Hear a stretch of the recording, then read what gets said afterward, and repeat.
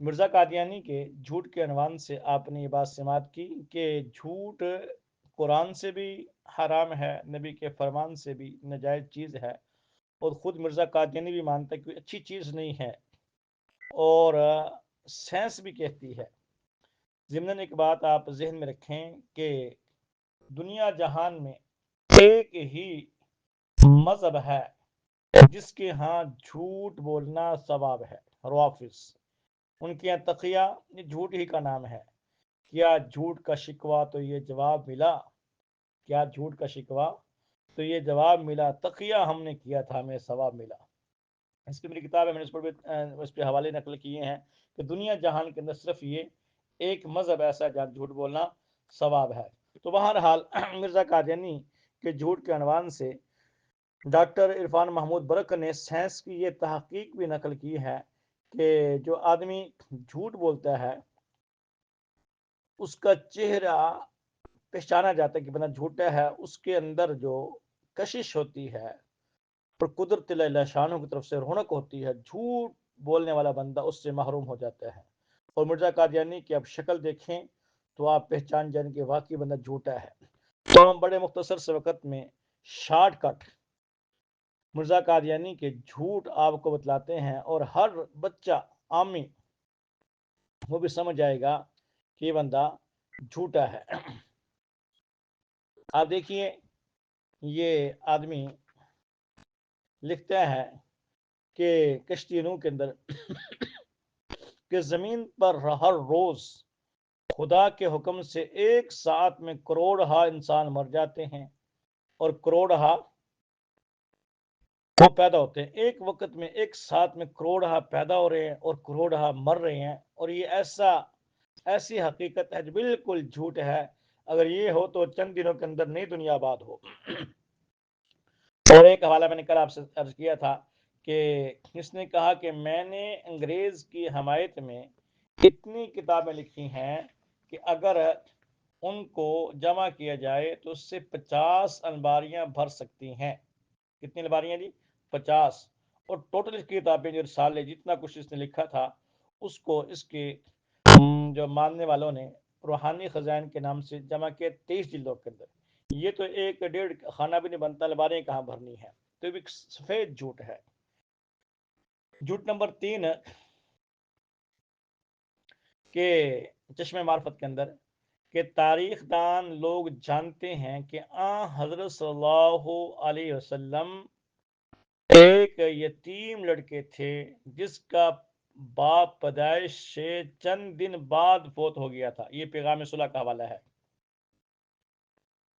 آپ اس پہ غور کریں کہ پیدائش سے چند دن بعد فوت ہو گیا تھا، حالانکہ پوری امت مسلمہ اس بات کے اوپر متفق علیہ ہے کہ نبی کریم صلی اللہ علیہ وسلم کے والد گرامی حضرت عبداللہ آپ کے انتقال سے 2 مہینے پہلے انتقال کر چکے تھے۔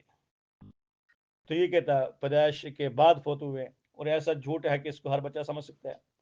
اگلا جھوٹ اس کا دیکھیے، جھوٹ نمبر 4 کہ تمام تاریخ دان لوگ جانتے ہیں، چشمہ معرفت جو حوالہ دے رہا تھا کہ نبی کریم صلی اللہ علیہ وسلم کے گھر 11 لڑکے پیدا ہوئے اور سب کے سب فوت ہو گئے۔ 11 لڑکے۔ اس سے پوچھا جائے بیوقوف آدمی، اللہ کے محبوب کے صحیح راج قول کے مطابق 3 صاحبزادے تھے جو بچپن میں ہی فوت ہو گئے تھے، کہتے 11 بچے تھے۔ اور ایک اور حوالہ اس کا آپ دیکھیے گا کہ کہتا ہے تفسیر سنائی ثناء اللہ عمر سید رحمۃ اللہ تفسیر میں یہ لکھا ہے کہ ابو ہریرہ فہم قرآن میں ناقص تھا، اور اس کی درایت پر محدثین کو اعتراض تھا، اور ابو ہریرہ نقل کرنے کا میں اس میں مادہ تھا اور درایت فہم سے بہت کم حصہ رکھتا تھا۔ حالانکہ یہ ہرگز تفسیر سنائی کے اندر نہیں ہے۔ اگر مرزائیوں کو کوئی عقل کا حصہ حاصل ہے اور مغیر کا کچھ نام ان میں ہے تو ان کو چاہیے کہ یہ تفسیر سنائی سے حوالہ نکال کے ہمیں دکھلائیں۔ اگر واقعی اس کے اندر یہ حوالہ موجود ہے تو ہم سمجھ جائیں گے کہ یہ آدمی سچا ہے۔ اگر یہ اس نے جھوٹ بولا ہے تو واقعی اس نے کہا کہ جھوٹ بولنے والا گوں کھاتا ہے اور مرتد ہے، ساری باتیں جتنی اس نے خود اپنی زبان سے فتوے صادر کیے جھوٹ کے بارے میں، تو یہ اس کے اوپر ساری چیزیں ثابت ہوتی ہیں۔ اس کے ساتھ آپ ایک دو حوالہ اور لکھ لیں کہ شاذ القرآن میں لکھتا ہے کہ بخاری شریف کے اندر یہ بات موجود ہے، بخاری ہر ایک کے گھر کے اندر، ہر مدرسے کے اندر موجود ہوتی ہے، علماء کرام ہر ایک کے پاس بخاری ہوتی ہے، جب تک وہ بخاری نہ پڑھے عالم نہیں بنتے۔ تو اس میں یہ لکھا ہوا ہے کہ جب خلیفۃ اللہ مہدی آئیں گے تو آسمان سے آواز آئے گی، یہ خلیفۃ اللہ المہدی ہیں، اور کہتے یہ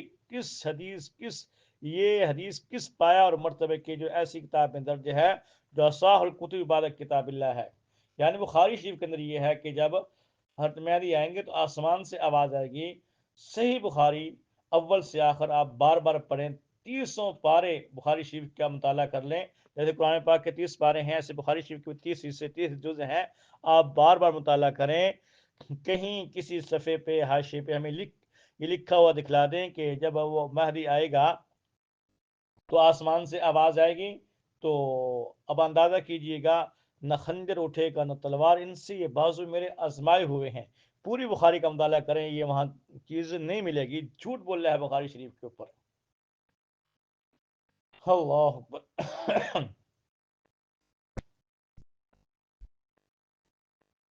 اس کے ساتھ آپ ایک حوالہ اور ملا لیں کہ ایام الصلاح کے اندر کہ ہمارے نبی صلی اللہ علیہ وسلم نے اور نبیوں کی طرح ظاہری علم کسی استاد سے نہیں پڑھا، باقی ٹھیک ہے نہیں پڑھا، مگر کہتا ہے عیسیٰ علیہ السلام حضرت موسیٰ مکتبوں میں بیٹھے تھے، اور حضرت عیسیٰ جو ہے وہ ایک یہودی استاد سے انہوں نے تورات پڑھی تھی۔ اب اندازہ کیجئے یہ بات کنفرم ہے کہ کوئی نبی کسی استاد سے نہیں پڑھتا۔ عیسیٰ السلام کے بارے میں کہنا کہ وہ یہودی سے پڑھتے تھے، نعوذ باللہ۔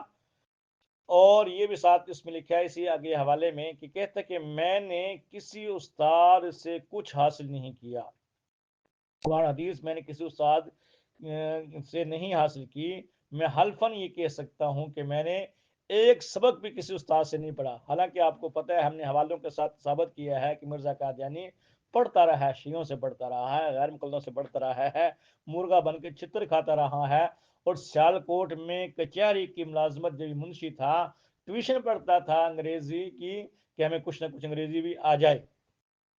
یہ بھی ایسی چیز ہے جو عام آدمی میں سمجھ سکتا ہے کہ مرزا قادیانی وہ ساری زندگی جھوٹ بولتا رہا اور گو کھاتا رہا بقول اپنے۔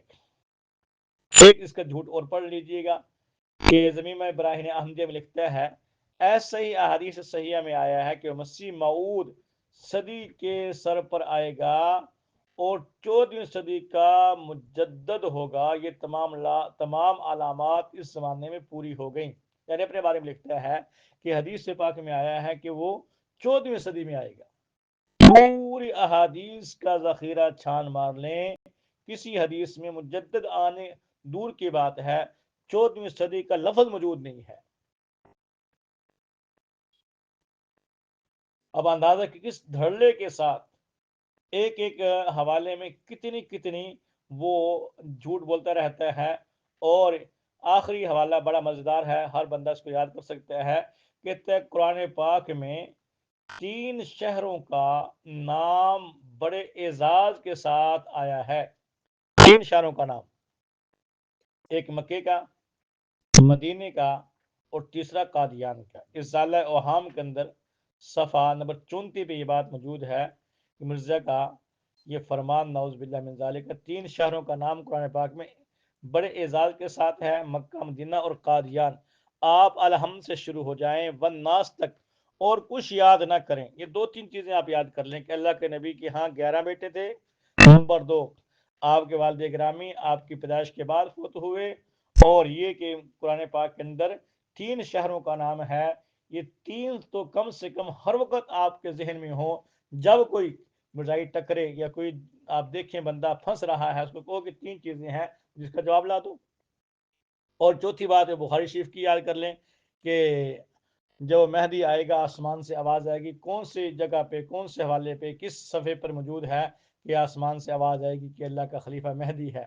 یہ 3-4 چیزیں بھی اگر آپ سبق یاد کر لیں تو ہم سمجھیں گے آج کا یہ ہمارا سبق بڑا کامیاب رہا کہ مکہ مدینہ اور قادیان قرآن پاک میں آیا، اور اس کے ساتھ یہ جو اللہ کے محبوب کے 11 بیٹے، اور ساتھ میں اللہ کے محبوب کے والد گرامی کا انتقال آپ کی پیدائش کے بعد، اور بخاری شریف والا حوالہ، 4 باتیں تو کم سے کم آپ کو آج یاد ہونی چاہیے۔ پھر 4 حوالے آپ یاد کر لیں، انشاءاللہ کبھی زندگی میں مرزائیوں سے مار نہیں کھائیں گے۔ بجائے آپ اجرائے نبوت پہ بحث کریں، آپ ختم نبوت پہ بحث کریں، آپ حیات عیسیٰ پہ بحث کریں، مسیح موعود پہ بحث کریں، یہ لمبی چوڑی بحثیں ہیں۔ یہ اہل علم نے اس پہ بڑا لمبا چوڑا کلام کیا ہے اور تاریخ رقم کر دی ہے، اور جو ان کے اعتراضات تھے ان کے ایسے ایسے جواب دیے، ایک سوال کے 99 جواب دیے ہیں۔ اور کہا 100واں کیوں نہیں دیا؟ اس نے کہا 100واں جواب اس لیے دیا کہ کوئی اعتراض کرے گا اس کے 99 پھر جواب دے دیں گے ہم۔ تو اس انداز سے علمی طور پر ان کا منہ بند کر دیا ہے۔ عام لوگوں کے لیے چند چھوٹی چھوٹی باتیں ہیں، آپ ان کو دلائل کہہ لیں، چٹکلے کہہ لیں، مرزائیوں کی موت ہے انشاءاللہ، مرتے دم تک مرزائی ان کا جواب نہیں دے سکتے۔ دعا ہے اللہ کریم مجھے آپ کو اس فتنے سے محفوظ فرمائے، اور اس فتنے کو جلد جلد اللہ جل شانہ ہماری زندگی میں ختم فرما دیں، اور ہمیں اپنے محبوب نبی محمد الرسول اللہ صلی اللہ علیہ وسلم کے ساتھ ایک محبت کا تعلق عطا فرمائے، ان کی سنت کے طرف زندگیاں ڈھالنے کی توفیق عطا فرمائے، کل قیامت میں اس نبی آخر الزمان کی شفاعت کبریٰ ہمیں عطا فرمائے۔